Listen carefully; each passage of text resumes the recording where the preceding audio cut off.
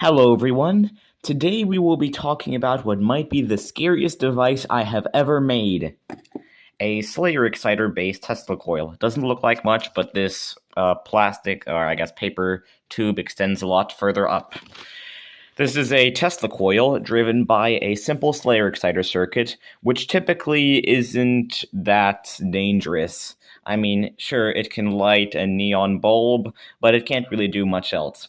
Well, this thing is different. Let me plug it in. This is a 12 volt 3 amp power supply that I'm plugging it into.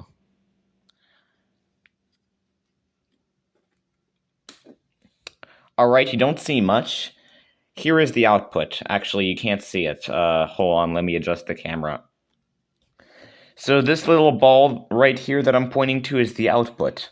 It doesn't look that impressive until you get an arc from it. Those arcs are surprisingly long. That is probably about like a centimeter right there, which indicates a voltage of about 10,000 volts. That's good, no? And it'll look even more impressive if I turn out the lights. Look at that beauty. It dies out on its own, but when you get an arc to it, it is massive. Come on, there you go. Nice. And in case you're wondering, this can indeed light a neon bulb. Like so. It's glowing. Maybe it'll help if I turn out the lights. There you go. It's not being connected to anything. It's being wirelessly powered. And also, let me go ahead and get a small piece of some paper. It can light things on fire.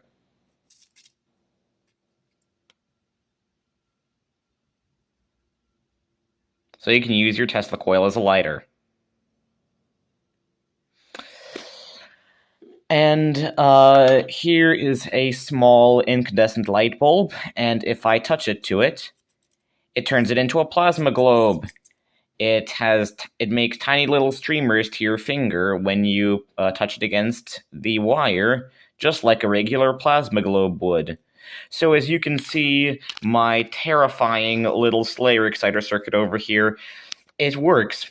It might be better than my old Tesla coil in some aspects, but as for the raw arc length when there's nothing on it, it has some work to be on there if I want to just increase the arc length at standby. And this thing is also a pretty decent fire hazard because, or at least fire hazard when it's powered on, because this is a cardboard tube that it's on, and as you can see, there was little mishap.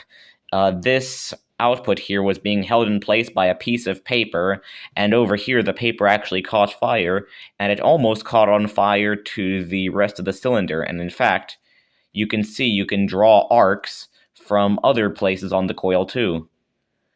You really do not want to catch the paper on fire, otherwise I'll be in for some big trouble. Anyway, the coil isn't the only thing that gets hot. If you look down here, let me adjust the camera again. Actually, you know what? Let's adjust it on the fly. This little metal block over here, actually, let's unplug this.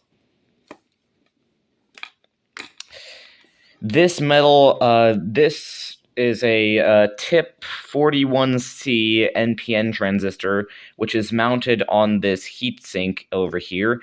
It's a brass heatsink that I got from an old nickel metal hydride battery charger, and this is the main transistor that switches the coil, and the heatsink does get quite hot. In fact, right now, it is too hot to permanently hold your finger on it.